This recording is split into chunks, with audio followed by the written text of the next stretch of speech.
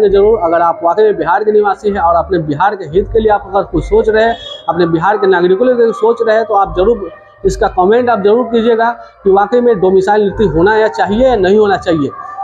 नमस्कार दोस्तों, तो इस वीडियो में हम लोग बीपीएससी शिक्षक बहाली के तमाम मुद्दों को लेकर आए हैं। दोस्तों, आप बोर्ड पे देख सकते हैं कि ये जो सबसे ज़्यादा ट्रेंडिंग मुद्दा चल रहा है, क्या बीपीएससी रिजल्ट में हुआ है घोटाला, 40,000 सीटों पर भी हो सकती है बहाली, ये सब बहुत ज़्यादा मुद्दा चल रहा है।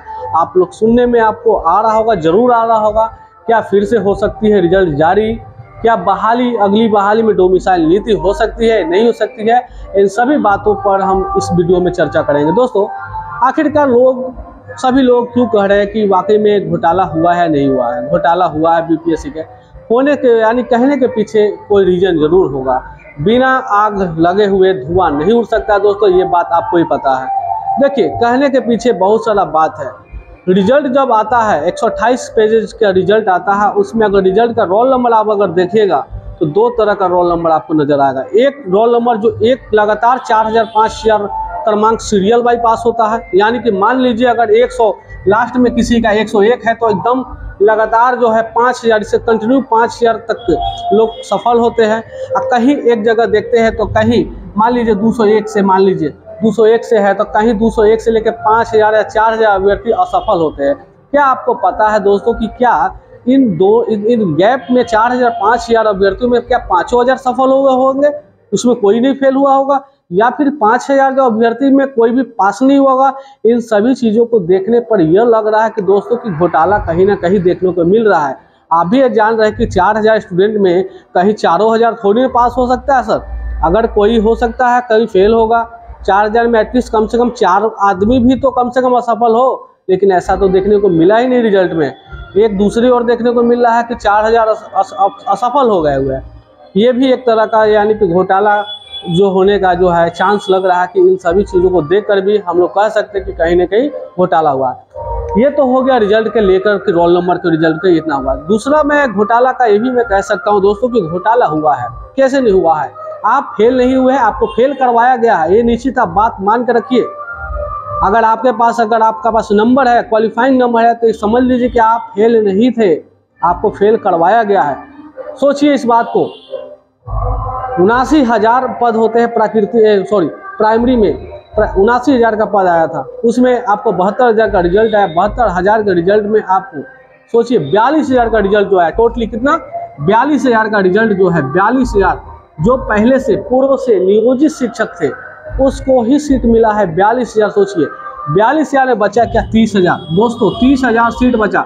इन 30,000 में सीट में 70% कब्जा जो हुआ है दोस्तों यूपी वाले का हुआ, यानी 21,000, यानी कि 21,000 जो है यूपी वाले की है। बचा कितना दोस्तों, तो 9,000, यानी 9,000 जो लक के बहुत ज़्यादा तेज थे, जो नंबर ज़्यादा लाए थे, 2-3 नंबर एक्स्ट्रा आ गया, उनको सिलेक्शन हुआ।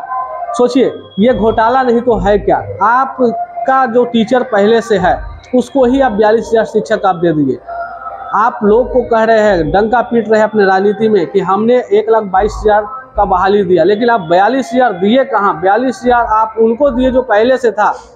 आप नए आदमी को 42,000 देते तो वाकई में हम लोग आपका पूजा करते, लेकिन आप पूजा क्या कर सकते हैं? आपका पद को हटाने का प्रयास जरूर होगा दोस्तों, क्योंकि पद को हटाएंगे जब तक ये सब जो है ये गंदी राजनीति 42,000 लोगों को पहले उनको, या तो उनको अगर करना ही था तो अलग से एग्जाम ले लेते। इन फ्रेश बहाली करने बोला गया था कि सिर्फ फ्रेश बहाली होगा, कहाँ कोई फ्रेश है? कोई फ्रेश नहीं। डोमिसाइल नीति लागू हुआ था, डोमिसाइल आप हटा दिए। आपको प्रधानमंत्री बनने का मौका मिलना चाहिए था ना, प्रधानमंत्री बनेंगे आप, 16 को सांसद लेके आप प्रधानमंत्री बनेंगे ना, तो वही बात है ना। आपका 42,000 जो आपने सीट खाया है, समझिए कि आप लोग फेल नहीं, फेल करवाया गया है, ये बात समझ लीजिए। चलिए, घोटाला का बात आप लोग समझ में आ गया होगा। अब बात है क्या 40,000 सीटों फिर से बहाली होगी? देखने को मिल रहा है कि बहुत सारा लोग जो रिजल्ट आया है बहुत गलत रिजल्ट दे दिया गया है। बीएड वाले को भी रिजल्ट दे दिया गया है जो कि उसको साइड करना था। सीटेट में जो अनक्वालिफाइड थे उसको भी रिजल्ट दे दिया, उनको भी साइड करना है। जो डीबी के लिए नहीं जा पा रहे हैं, बहुत सारा ऐसा मुद्दा आ रहा है जिससे वहाँ पे अनुमान लगाया जा रहा है कि कम से कम 30 से 40,000 सीट जो है वैकेंट जाएगी।